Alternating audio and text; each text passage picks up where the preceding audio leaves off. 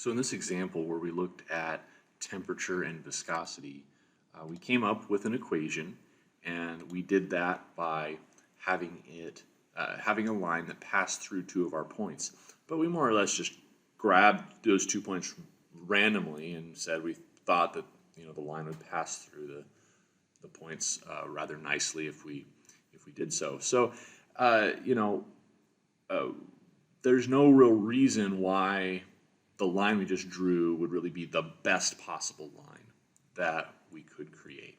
And so we're going to turn our attention to how do we produce the very best possible line that will model a set of data.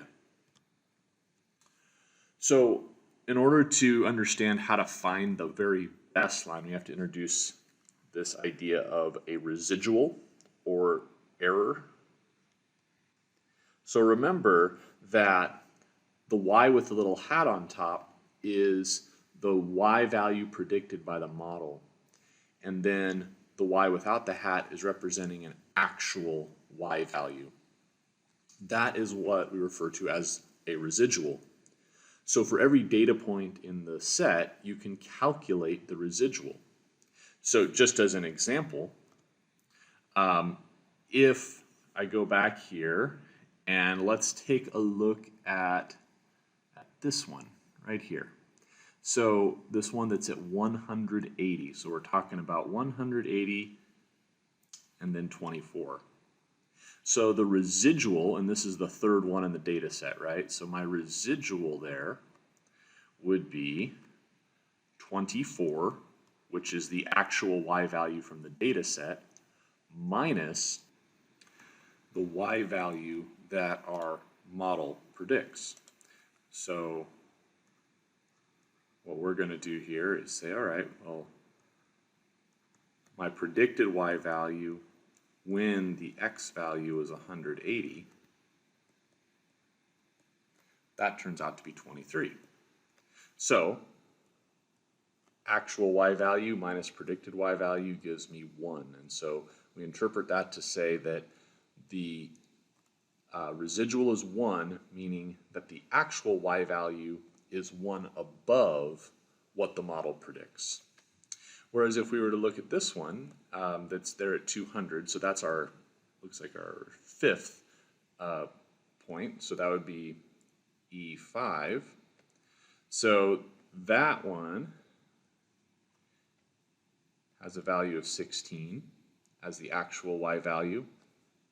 And then if we were to predict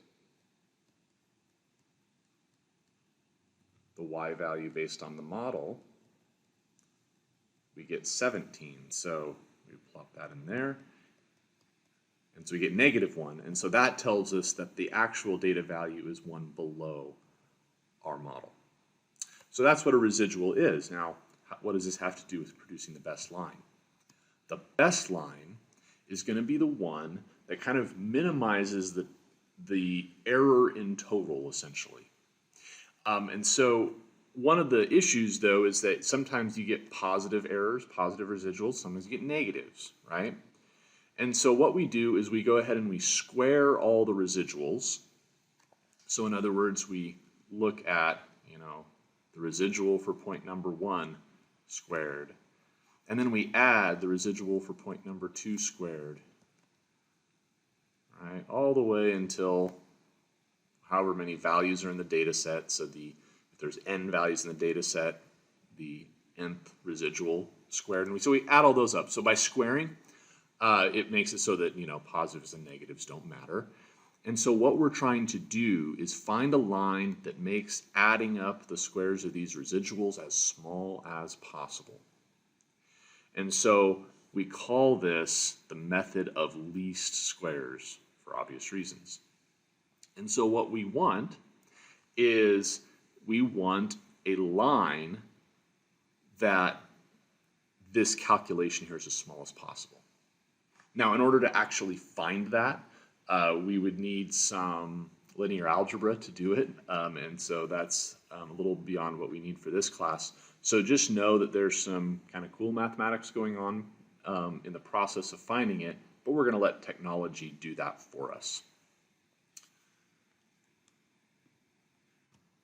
So speaking of technology, let's talk about how to actually go about this. So we're going to use StatsCloud to to produce our equations for our linear models.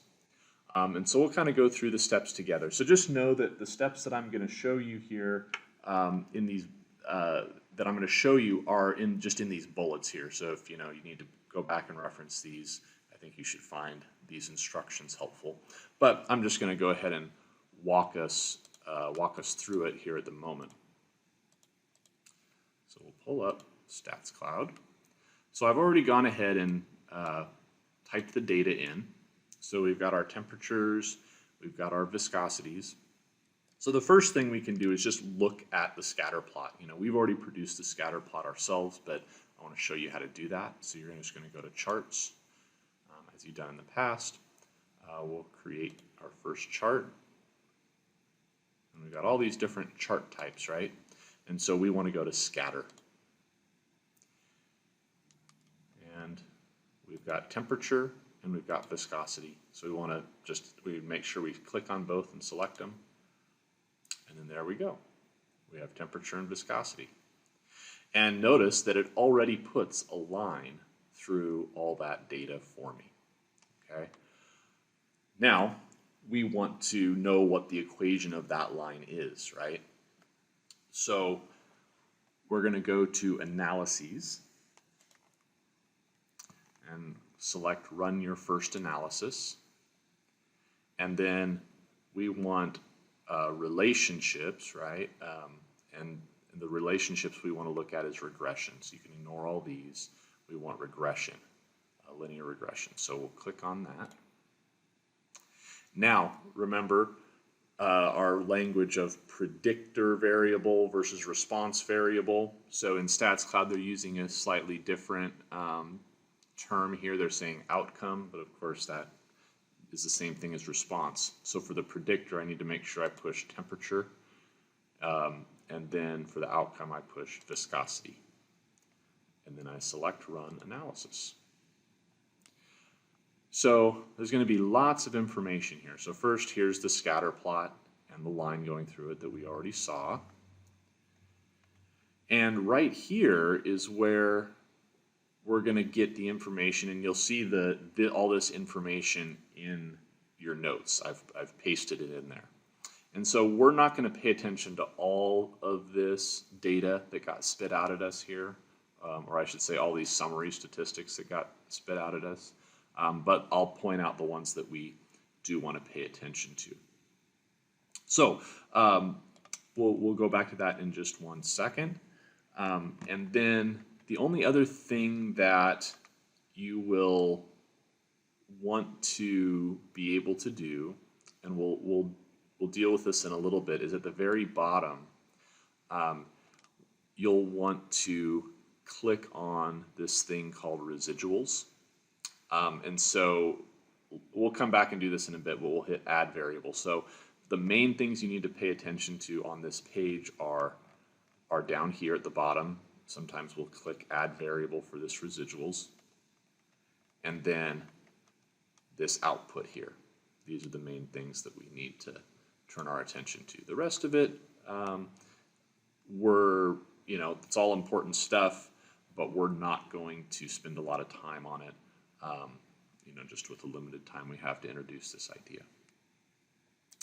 Okay, so here's that same output that StatsCloud created. And so let's take a look at what all this stuff means. So the first thing is the top line that talks about the constant, okay? That is referring to our y-intercept. And then the line that says temperature, that one's referring to the slope of the equation, okay? So the way that I'm going to read this is I'm going to say that this is B1, which is my slope, and this number here is always going to be B0, which is my y-intercept. And so you can see I put minus 0.293 down here for the slope, and then put 75.607 as the y-intercept, and that's the equation that I'm going to use. All right. Now, as we proceed through this example, we'll come back and grab other numbers, that we see here. But for now, we'll just focus on those two. So you identify the slope as it's right next to the x value variable, and then the y-intercept is here by the constant. So with that equation, what we can do is we can repeat part C for this new model. In other words, in part C, if you recall, with our original equation, we went ahead and plugged in 215 degrees to figure out the viscosity when the temperature was 215. So let's do the same thing but with this new one. And a lot of times in our text, and I'll do this a lot, you can just write y here if you want, and you could write x here if you want. A lot of times you'll see them just write out the word, but it's still just our y value. So viscosity, the predicted viscosity when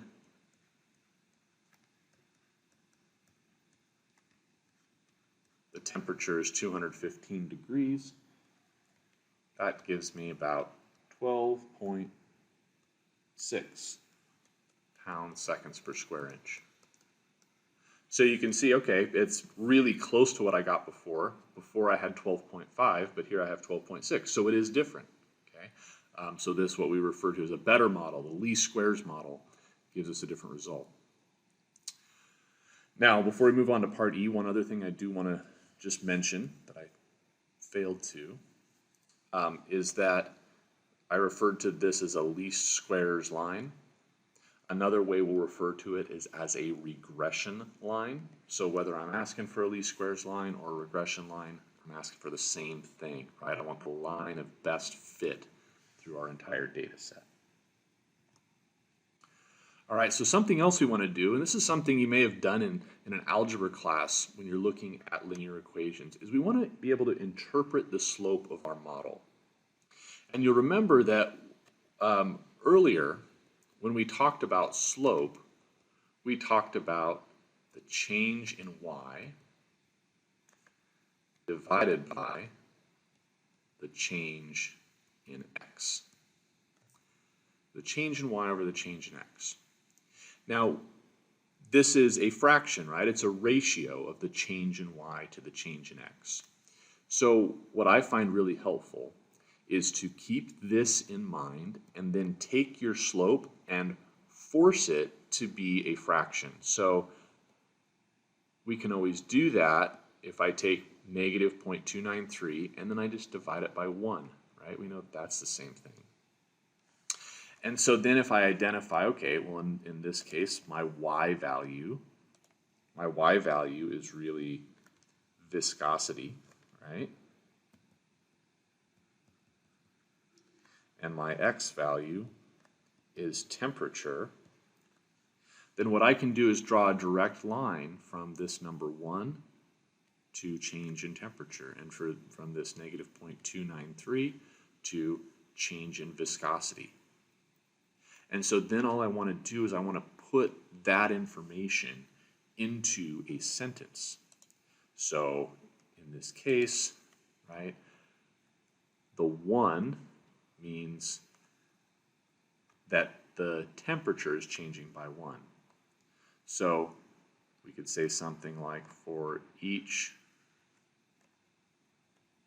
1 degree increase in temperature,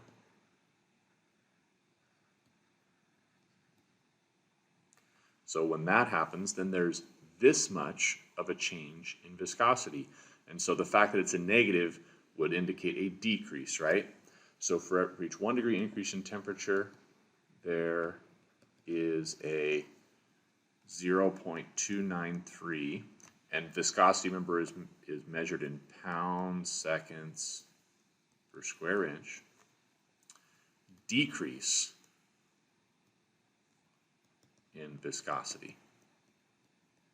So I really recommend whenever I'm asking you, and I will ask you to do this, to interpret the slope of your model, take the moment to just say, okay, change in y, change in x, and then force it to be a fraction. I think you'll find it really, that helps a lot in producing this sentence. One other thing I'll point out is, notice I did not write negative in front, right? Because the word decrease means negative, right? So if you say decrease, don't also put a negative here. Okay, so now what I want to turn our attention to is the idea that we've studied extensively in this class is that we know that randomness happens, right? Sometimes you might see something in the data and it's not necessarily due to some other variable, but just due to the natural random variation that happens from sampling. So here's the scenario I need us to think about for just a moment. Let's think about what a population scatter diagram might look like, okay? So let's assume for a moment that temperature actually has nothing to do with viscosity, right? They don't have any relationship with one another. And so if that were true, if you had temperature and viscosity and they had nothing to do with one another, then if you were to take a scatter plot of the entire population, it would look like this, right? This is what it would look like to have no relationship at all, right? There's just, you can't make any predictions. If the temperature goes up a certain amount, you don't have any sense of what the viscosity should be because it's just all over the place. If that were the case, we have to think about, is it possible that when I took my sample, and how many did we sample? We sampled 8. So when I took my sample of 8, could I have, just due to randomness, picked 8 that kind of look like they lie in a line? So in other words, just because we see a pattern in our sampling doesn't mean we can automatically assume that there is a true relationship between our x and our y value, because what if this happened, right? What if we just essentially got lucky with our sample? All right, so if that was the case, then what we would expect, if you were to draw the line of best fit through all the blue data, so the blue, well, I guess that would be the population, then the line of best fit would just be cutting it right in half. That would be the line of best fit for the whole population. But what we're seeing is that the line of best fit for our red sample would be something more like that. So what we're going to do is we're going to set up a hypothesis test. And the good news is we're not going to get into any technical formulas or anything of that nature. What we're simply going to do is let the technology analysis that we did already, let that tell us what the result of the hypothesis test is. But it's important to understand its setup. So the null hypothesis, right, and our null hypothesis is, you know, the position of no relationship. We assume there's no relationship between the two variables. Well, what's the slope of this line of best fit here, the blue one? That's 0, right? There's no rise when you run a certain amount. There's no change in y when you change in x. So that would mean a slope of 0. But the red one clearly doesn't have a slope of 0, right? It's got some other slope. And so if we want to say that, no, the alternative hypothesis is that there is a relationship, then we would be saying that the slope is not 0. okay? So we'll set up this hypothesis test, and if we fail to reject the null, that's when we say there's not enough evidence to suggest a change in x corresponds to a change in y. There's not enough evidence for that. But if we reject, then we would say there is enough evidence to say there's a relationship between x and y. So, for our specific example here, we're going to have our null hypothesis be the slope is 0, alternative be that it's not. And so what we're asked to do is state the test statistic, the p-value, and then give the correct decision. Okay. So the test statistic, what you're going to do is you're going to use a t-test for this. Okay. And again, we're not going to pull out our t-probability calculator or anything like that. We're just going to let the technology do it for us, but this is our test statistic. Now what can be a little bit confusing at first is that there are two numbers here, right, under the test statistic. But we want to pick the one that's on the same line as our slope. Why? Because our hypotheses are about our slope. They're not about our y-intercept. And notice, by the way, I'm using the symbol beta 1, right? Because remember, beta 1 is the actual slope of the whole population, as opposed to b1. So that's why that's why that distinction in symbols is something I emphasized earlier. So our test statistic, our t-value is negative 19.328, and on that basis alone, we know that this is a rejection, right? That's an incredibly small t-value. Now, to get your p-value, what you're going to look for is the one right next to it where it says p. This is your p-value.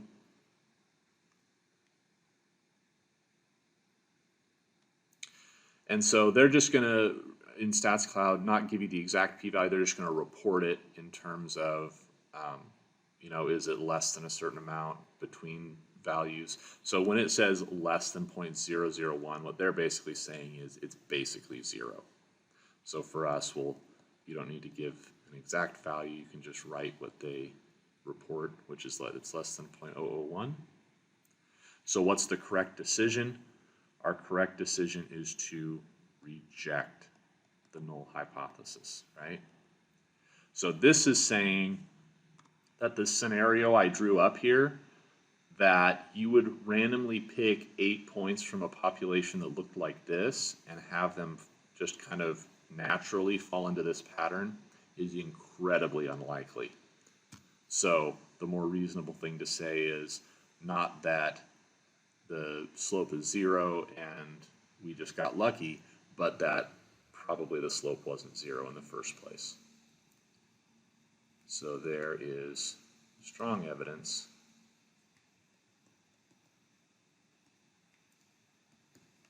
at the 5% level of significance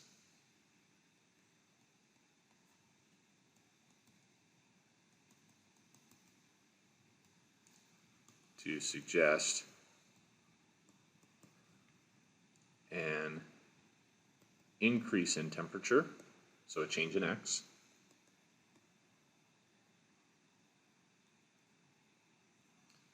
is associated with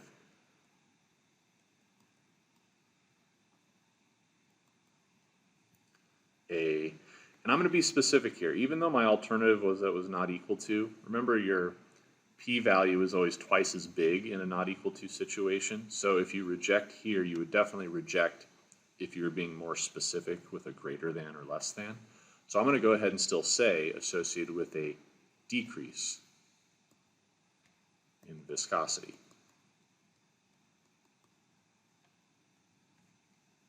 All right.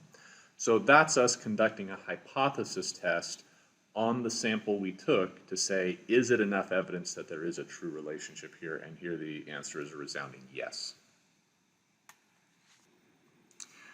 Now we just finished a hypothesis test, so let's think for a moment about when we did a hypothesis test, before we even got going, we were supposed to check some conditions, right? So for example, when we looked at numerical data, we were supposed to make sure that we had, number one, independence in sampling, and number two, we were supposed to make sure there was no strong skew in the population distribution. Okay, so similarly, we have some conditions or assumptions that need to be met as we do our process for creating linear models. So the first thing is linearity. Okay? So in other words, it should make sense that a line fits the data well. Now, an obvious example of data that maybe doesn't make sense to fit a line to would be maybe something that looks like this. So as you look at it, you realize, okay, it doesn't lie in a line.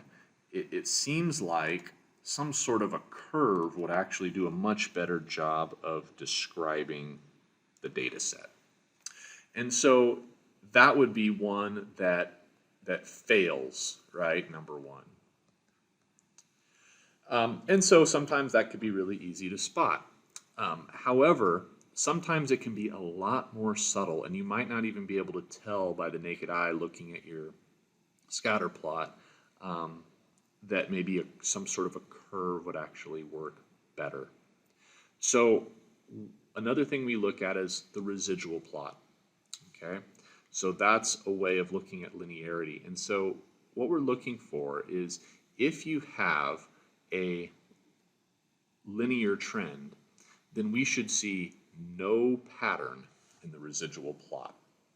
Okay, no pattern in the residual plot. So what does that mean? So I'm going to look down here at my residual plot, and I'm checking to see if there's a clear pattern here. And as I look, obviously there's only 8 data points, so it's a little hard to tell with not very many data points, but there seems to be some randomness here. And so while we can't be sure, I don't have anything jumping out to me that says there's definitely a pattern in the residuals. Okay, so that's this residual plot. I'll show you how to do that on StatsCloud in a second. But first, let's just comment like, okay, what would a pattern look like in the residuals? We'll give another example of where this fails. So if you looked at a residual plot, and this is what you saw, if you saw something like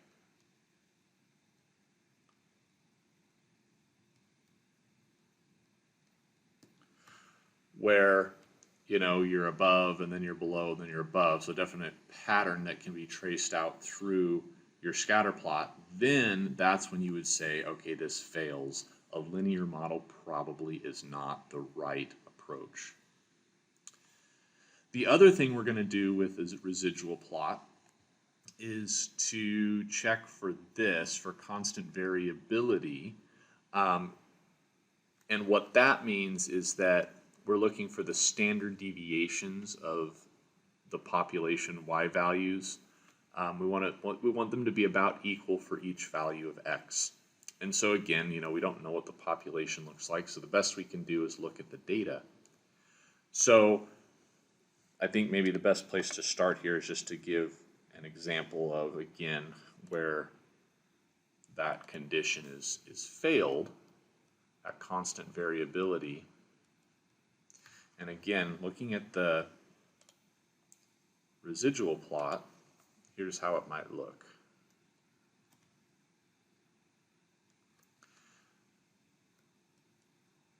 So you got residuals here on the left side that aren't very big, and then all of a sudden they get a lot bigger for different X values. So see how here the variability in Y values is really small, and then over for this X value, the variability in Y value is really big. So that fails this idea that there should be about the same variation in Y's for each value of X. So again, we look at this and there's no clear, there's nothing clearly and again, it's only 8 values, that says, oh, we've definitely failed that condition. And then finally, number 2 is we want nearly normal residuals. So if I made a histogram of the residuals, okay, notice right in the middle here, it's 0 right in the middle. And then you've got your negative residuals and your positive residuals. And you just make a histogram of them. You want them to be nearly normal. And so for our particular instance, maybe we'll just make a note here, that while this is not nearly normal, that's true, but it is symmetric, right? It is symmetric, and we only have 8 data values.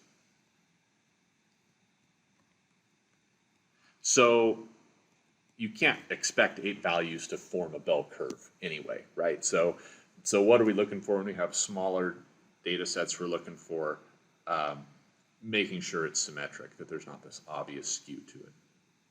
So these are just kind of conditions that you're checking. I do want to show you how this can be done in StatsCloud, although a majority of your homework will be producing these residual graphs for you. But I do want to just show you real quick so you know. So earlier I said we need to kind of activate the residual variable. So again, this is in our analysis where you get your equations. So what you're going to do is scroll down to the bottom, and then it says add variable next to residual. So I'm going to add variable.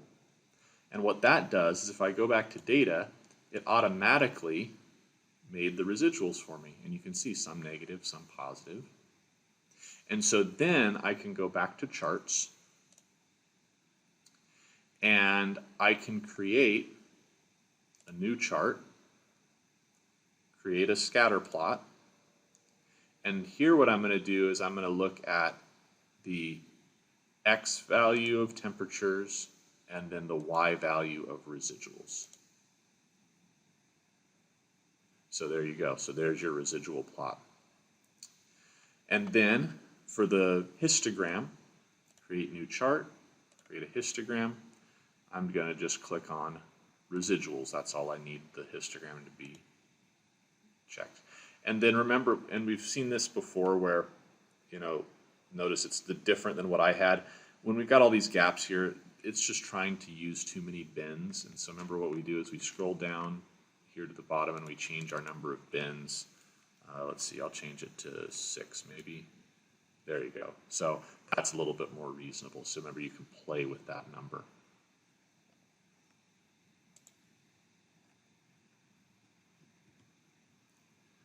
All right. So we kind of have 2 more concepts we need to introduce here. In your output, in your analysis output, there's this value of r squared over here. Oops. Sorry, I thought I grabbed my pen, and apparently I didn't. There's this value of r squared right here, so we want to turn our attention to that. So this value of r squared, here's the formula for it. And so what it is it's saying we're taking the square of the standard deviation of y values. We're subtracting off the square of the standard deviation of residuals and dividing by the square of the standard deviation of y values. Now, I'm not going to ask you to actually use this formula, but I want you to know what's happening behind the scenes, and here's why. This is referred to as the variation. Squaring a standard deviation is called the variation. And so what we're doing here is we're taking the variation in y values and we're taking away the variation due to residuals, essentially. So remember, residuals are the errors involved, right? So if you take the variation due to y values and you subtract off the variation due to residuals, what you're left with is variation due to the actual x values, right? Due to the model itself. right? So the residuals are the error, and so if you take that away, the variation left over should be variation that's actually can be attributed in some way to your x value. And then by dividing by this, we can turn it into a proportion or a percentage. So the way to understand what an r squared is, and here let's just use this example. So suppose r squared was 0.56. Then what we would say is that 56% of the variation in y is explained by the linear model that we created.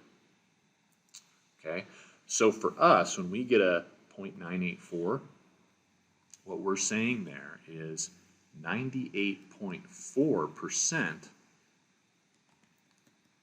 of the variation in viscosity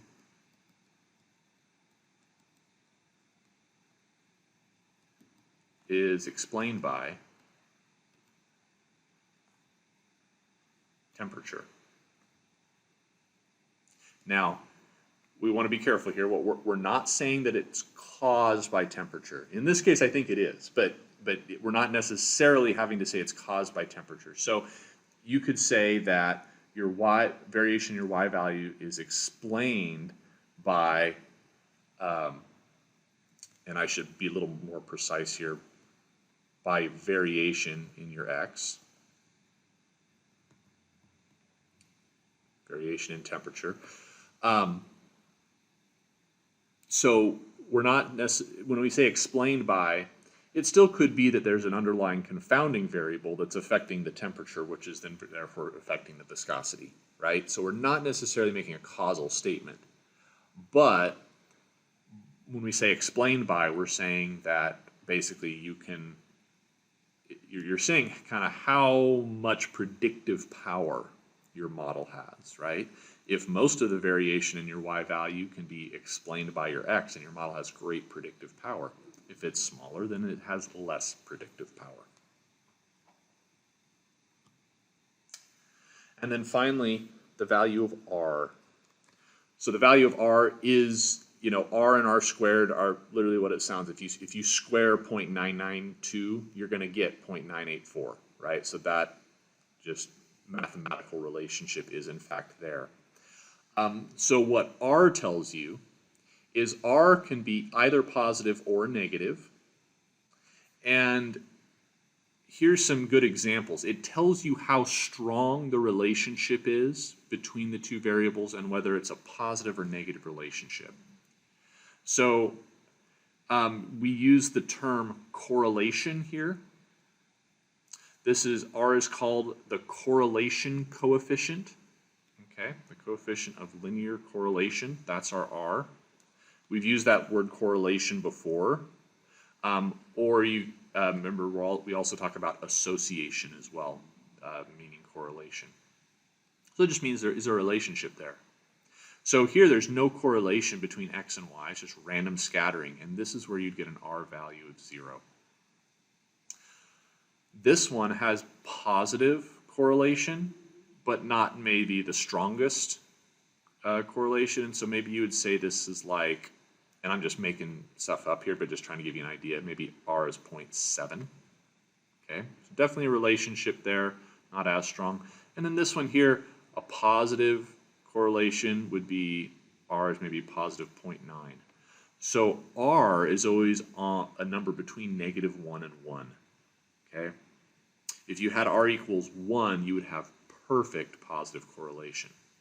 If you had r equals -1, you would have perfect negative correlation. So, like this one, here's what this would look like. The data lying in a perfect line. So if you did put a line through it, it would pass through every point. And then if r equals 1, then we're talking about same thing, perfection, but a positive slope.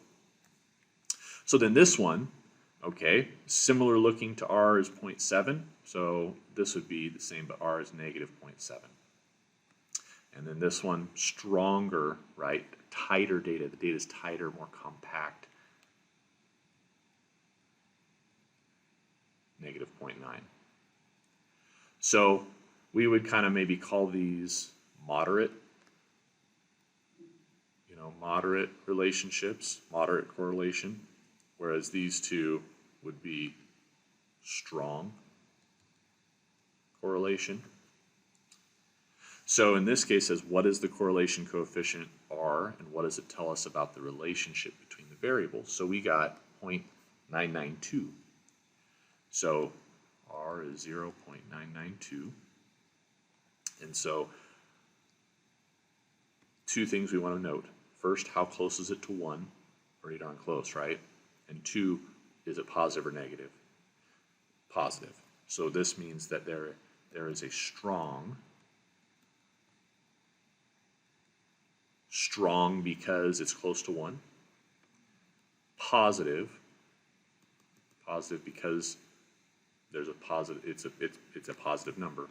A strong positive correlation or association, I don't care which term you use, correlation between temperature and viscosity.